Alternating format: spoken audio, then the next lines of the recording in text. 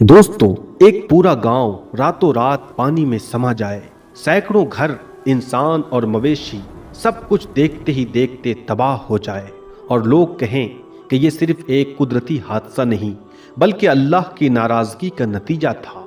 लेकिन क्या वाकई ऐसा हुआ था?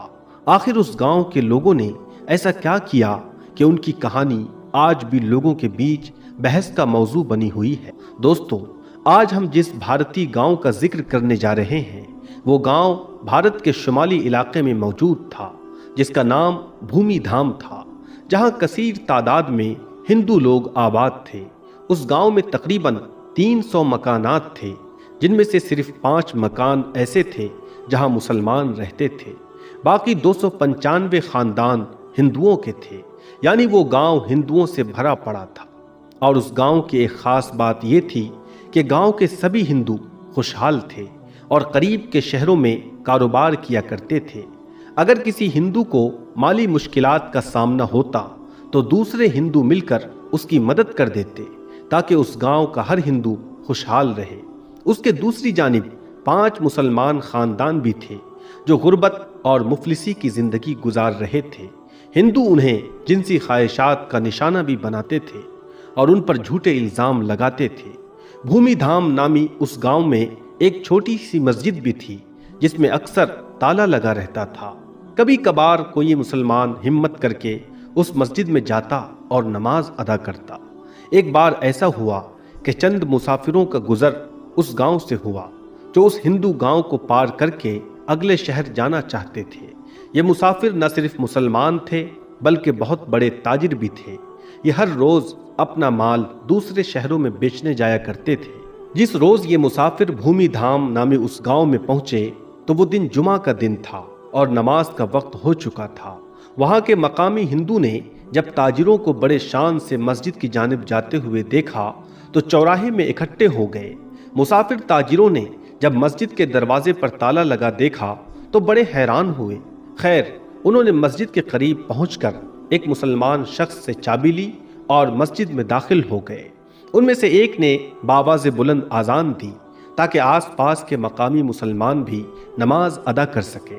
दोस्तों, जब मकामी मुसलमान मस्जिद में आ गए तो मुसाफिर ताजिरों में से एक शख्स ने सूरत हाल भांपते हुए तकरीर शुरू कर दी। गांव के हिंदू मस्जिद के बाहर खड़े तकरीर सुन रहे थे। यही वजह थी कि तकरीर करने वाले ने हिंदुओं को अल्लाह के अजाब से डराया और हज़रत लूत अलैहिस्सलाम की कौम का हाल बयान किया कि कैसे वो हम जिन्स परस्ती में मुब्तला हुए और अल्लाह ने उन पर अजाब नाजिल किया। जबकि तकरीर करने वाले शख्स ने मुसलमानों पर जुल्म ढाने वालों को बदतरीन अंजाम से भी आगाह कर दिया। जिसके बाद जुमे की नमाज अदा की गई और ताजिर अपनी मंजिल को चल दिए।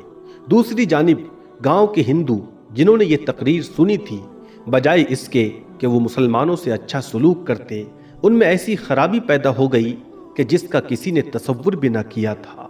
भूमि धाम नामी उस गांव के तमाम हिंदू हम जिन्स परस्ती में मुब्तला हो गए। गांव के पंडित ने मुसलमान ताजिर की तकरीर सुनी तो उसने ये कहना शुरू कर दिया कि मुसलमान झूठ बोलते हैं। मर्द का मर्द से जिनसी लुत्फ उठाना या औरत का औरत से जिनसी लुत्फ हासिल करना कोई बुराई नहीं है। साथ ही साथ पंडित ने गांव के हिंदुओं को भी ये दावत दी कि तमाम हिंदू भी इस घिनौने काम को अपना लें। अगर मुसलमान सच्चे हैं तो हम भी देखेंगे कि कैसे हम पर अजाब आता है। उसके बाद पूरा हिंदू गांव पंडित की कही बात पर अमल करने लगा। भूमि धाम नामी गांव में रहने वाले हिंदू अपनी जिनसी ख्वाहिशात मर्दों से पूरी करने लगे और हिंदू औरतें भी लज्जत के लिए दूसरी औरतों का इस्तेमाल करने लगी। गांव में रहने वाले मुसलमानों ने जब ये देखा तो उन्हें समझाने लगे कि तुम ऐसा करके अल्लाह के अजाब को दावत दे रहे हो, मगर वो कहाँ मानने वाले थे। जब उनकी जिनसी जराइम हद से बढ़ गए तो 5 मुस्लिम घरानों ने उस गांव को छोड़ने का फैसला किया। जिस दिन मुसलमानों ने गांव छोड़ा उसी अगली रात अल्लाह का कहर नाजिल हुआ और पूरा गांव सैलाब की लपेट में आ गया और तमाम हिंदू अपने मकानात और मवेशियों समेत पानी में समा गए, क्योंकि उन्होंने अल्लाह के कहर को दावत दी थी। दोस्तों, आपको बता दें, जब हज़रत लूत अलैहिस्सलाम की कौम ने भी ऐसी ही नाफरमानी की तो उन पर भी सख्त अजाब आया। حضرت جابر ابن عبداللہ رضی اللہ عنہ سے روایت ہے کہ پیارے نبی حضرت محمد صلی اللہ علیہ وسلم نے ارشاد فرمایا کہ سب سے زیادہ اندیشہ مجھے اپنی امت پر قوم لوط کے فعل کا ہے۔ حضرت عبداللہ ابن عباس رضی اللہ عنہ سے روایت ہے کہ حضرت محمد مصطفیٰ صلی اللہ علیہ وسلم نے ارشاد فرمایا کہ ملعون ہے وہ شخص جس نے قوم لوط کا فعل کیا۔ نبی کریم صلی اللہ علیہ وسلم نے فرمایا کہ اللہ رب العالمین نگاہ نہ فرمائے گا اس شخص کی طرف جس نے مرد یا عورت سے اغلام کیا۔ جب قوم لوط نے بدفعلی کی اور اس پر اڑے رہے تو اللہ رب العالمین نے ان کو عذاب سے ہلاک کر دیا۔ قوم لوط کا قصہ تفصیل کے ساتھ کتابوں میں مل سکتا ہے۔ مختصر یہ کہ قوم لوط کی بستیاں نہایت زرخیز پھلوں اور کھیتوں سے بھرپور تھی۔ جب ان کے اندر بدفعلی بڑھ گئی تو اللہ نے حضرت ابراہیم علیہ السلام کے بھتیجے حضرت لوط علیہ السلام کو اس قوم کی طرف نبی بنا کر بھیجا، تو انہوں نے قوم کو اس برے فعل سے روکنے کی کوشش کی اور اللہ کا تعارف بھی کروایا، مگر اس قوم کی سرکشی اتنی بڑھ گئی وہ کہنے لگے کہ اگر سچے ہو تو تم ہم پر اللہ کا عذاب لے آؤ۔ اس وقت حضرت لوط علیہ السلام نے دعا کی، اے میرے رب، فساد کرنے والی اس قوم پر میری مدد فرما۔ اللہ تعالیٰ نے دعا قبول کی اور قوم پر 3 عذاب مسلط کر دیے۔ سورہ ہجر کی آیت نمبر 83 اور 84 میں ذکر ہے کہ بس سورج نکلتے نکلتے انہیں ایک بڑے زور کی آواز نے پکڑ لیا، بالآخر ہم نے اس گوہر کو اوپر تلے کر دیا اور ان لوگوں پر کنکر والے پتھر برسائے۔ اللہ نے قوم لوط کی بے حیائی کی وجہ سے ایسا عذاب دیا کہ کسی امت کو بھی وہ عذاب نہیں دیا۔ اس لیے حدیث پاک میں قلم ہے کہ جس کو بھی قوم لوط جیسا عمل کرتے پاؤ تو فاعل اور مفعول دونوں کو قتل کر دو۔ ایک روایت تو یہ بھی ہے کہ جو شخص چوپایا سے بدفعلی کرے تو اس کو اور جانور کو دونوں کو قتل کر دو۔ دوستو، ایک صحابی سے روایت ہے کہ حضرت خالد ابن ولید رضی اللہ تعالیٰ عنہ نے خلیفہ اول حضرت ابو بکر صدیق رضی اللہ تعالیٰ عنہ کو خط لکھا کہ رب کے اطراف میں بعض ایسے لوگ پائے جاتے ہیں جو عورتوں کی طرح مردوں سے نکاح کرتے ہیں۔ تو حضرت ابو بکر صدیق رضی اللہ تعالیٰ عنہ نے صحابہ کرام کو جمع کیا، جن میں مولا علی بھی شامل تھے۔ انہوں نے فرمایا، اغلام ایسا گناہ ہے جس کو کبھی کسی نے نہیں کیا سوائے قوم لوط کے، اور اللہ تعالیٰ نے اس کو ایسی سزا دی وہ تو سبھی کو معلوم ہے۔ میری رائے یہ ہے کہ ایسے شخص کو آگ میں جلا دینا چاہیے۔ چنانچہ حضرت ابو بکر صدیق رضی اللہ تعالیٰ عنہ نے اس رائے کو پسند فرمایا۔ حضرت خالد ابن ولید رضی اللہ تعالیٰ عنہ کو لکھا کہ ان کو بھی آگ میں جلا دو، تو حضرت خالد ابن ولید نے ان سب لوگوں کو آگ میں جلا دیا۔ اور امام اعظم حضرت ابو حنیفہ رحمۃ اللہ علیہ کے نزدیک بھی ایسا فعل کرنے والوں کو آگ میں جلا دیا جائے گا، یا ان پر دیوار گرا دی جائے گی، یا ایسا ہی کوئی اور سزا جو حاکم بادشاہ جج تجویز کرے۔ لہٰذا ایسے عمل سے جس قدر ہو سکے سختی سے بچنا چاہیے، کیونکہ یہ عمل اللہ کی ناراضگی کا سبب بنتا ہے۔ دوستو، آخر میں اللہ تعالیٰ سے دعا ہے کہ اللہ اپنے فضل سے ایسے تمام افعال جو اللہ کی ناراضگی کا سبب ہے ان سے ہماری پوری حفاظت فرمائے، آمین ثم آمین۔ دوستو، پوری دنیا میں 4 پہاڑ ایسے ہیں جنہیں بہت مقدس اور اہمیت والا مانا جاتا ہے۔ ان میں غار حرا، غار ثور، کوہ طور اور جبل احد کا نام شامل ہے، لیکن خبریں یہ آ رہی ہیں کہ سعودی حکومت ان تمام پہاڑوں کو ختم کر کے اور یہاں موجود صحابہ کرام کی قبروں کو مٹا کر ان کی جگہ اونچی ہوٹلوں اور عمارتوں کا نرمان کرنا چاہتی ہے۔ بتایا جاتا ہے کہ یہ سب ویژن 2030 کا حصہ ہے، جو سعودی حکومت کا ایک بہت بڑا پروجیکٹ بن چکا ہے۔ اسی بیچ سوشل میڈیا پر حال ہی میں ایک خبر نے خوب توجہ حاصل کی ہے۔ خبر یہ تھی کہ جبل احد پہاڑ کو گرانے کے لیے پرنس محمد بن سلمان خود JCB اور بلڈوزروں کے ساتھ وہاں پہنچے، اور جیسے ہی صحابہ کرام کی قبروں کو ہٹانے کا کام شروع ہوا، اچانک اللہ تعالیٰ کا ایک ایسا کرشمہ ظاہر ہوا کہ خود پرنس محمد بن سلمان کے ہوش اڑ گئے۔ کہا جاتا ہے کہ یہ منظر دیکھ کر وہ کانپ اٹھے اور وہاں سے فوراً واپس لوٹ گئے۔ تو دوستو، آج کی اس ویڈیو میں ہم آپ کو اسی وائرل خبر کی حقیقت سے روبرو کرانے والے ہیں۔ یقین مانیے सच्चाई जानकर आप भी दंग रह जाएंगे, इसलिए वीडियो को आखिर तक जरूर देखें। दोस्तों, जबल उहद पहाड़ मदीना शरीफ में मौजूद है। ये एक ऐसा पहाड़ है जहां पर अल्लाह के प्यारे नबी और इस्लाम के दुश्मनों के बीच में जंग हुई थी। इसमें आपके बहुत सारे सहाबाए किराम शहीद हो गए थे और साथ ही आपके अजीज चचा अमीर हमजा रजी अल्लाह ताला अन्हु भी शहीद हो गए थे, जिसका आपको बहुत बड़ा सदमा लगा था। इसलिए फिर आपने तमाम सहाबाए किराम और अपने चचा अमीर हमजा की तदफीन जबल उहद पहाड़ में ही की थी। मतलब कि उस पहाड़ पर बेशुमार सहाबाए किराम की कब्र मुबारक मौजूद हैं। लेकिन अभी सोशल मीडिया पर एक खबर खूब चल रही है जिसमें यह बताया जा रहा है कि सऊदी हुकूमत जबल उहद पहाड़ को ख़त्म कर रही है और वहाँ से तमाम सहाबाए किराम की कब्रों को हटाया जा रहा है। दरअसल सऊदी हुकूमत सऊदी अरब को 2030 तक एक जदीद तरीन मुल्क बनाना चाहती है। चाहे इसके लिए उन्हें कुछ भी करना पड़े तो वो करेंगे। बस जैसी ही ये खबर सबके सामने आई तो इस खबर ने सबको परेशान करके रख दिया। दरअसल सऊदी हुकूमत सऊदी अरब को 2030 तक एक जदीद तरीन मुल्क बनाना चाहती है। चाहे इसके लिए उन्हें कुछ भी करना पड़े तो वो करेंगे। फिर ये खबर सोशल मीडिया पर बहुत ज़्यादा वायरल हो गई तो फिर मोहम्मद बिन सलमान ने खुद इस खबर से पर्दा उठाया। उसके बाद प्रिंस मोहम्मद बिन सलमान सऊदी मीडिया के सामने आए और सबको इस खबर की हकीकत बताई, जिसको सुनकर हर कोई हैरान रह गया। प्रिंस मोहम्मद बिन सलमान ने बताया कि एक रात मैं अपने नरम गर्म बिस्तर पर नींद की आगोश में लेटा हुआ था। मैं अपनी गहरी नींद में था कि अचानक ही मुझे अपने ख्वाब में एक ऐसा नज़ारा दिखाई दिया कि जिसे देखकर मैं थर थर काँपने लगा। मेरा पूरा जिस्म पसीने में सराबोर हो चुका था, इसलिए फिर मैं अचानक ही घबरा कर बैठ गया। दरअसल प्रिंस मोहम्मद बिन सलमान ने अपने ख्वाब में देखा था कि जबल उहद पहाड़ में जहाँ पर सहाबाए किराम की कब्रें मुबारक मौजूद हैं, वहाँ पर उसे एक अजीब सी चीज़ दिखाई दी, जिसकी वजह से वो काफ़ी हद तक परेशान हो गया।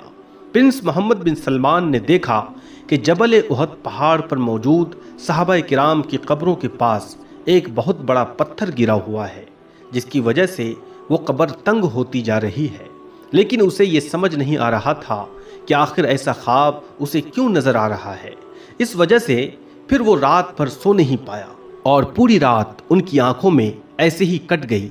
अगले दिन उसने अपने मामूल के मुताबिक गुजारा और जल्दी वो इस ख्वाब को ये सोचकर भूल गया कि ये ख्वाब उसे ऐसे ही आ गया होगा।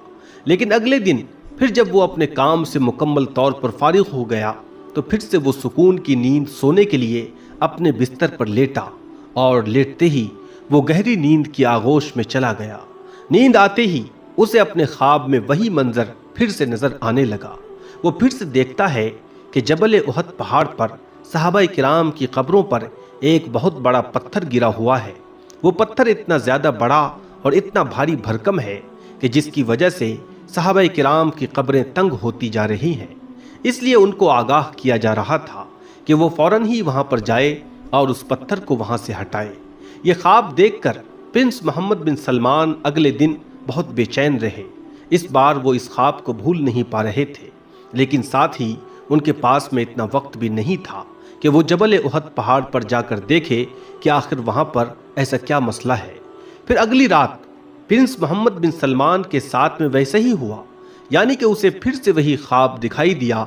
और यही नहीं, फिर लगातार उसने 3-4 दिनों तक ऐसा ही ख्वाब बार बार देखा। तो ये देखकर प्रिंस मोहम्मद बिन सलमान बहुत ज़्यादा परेशान हो गए।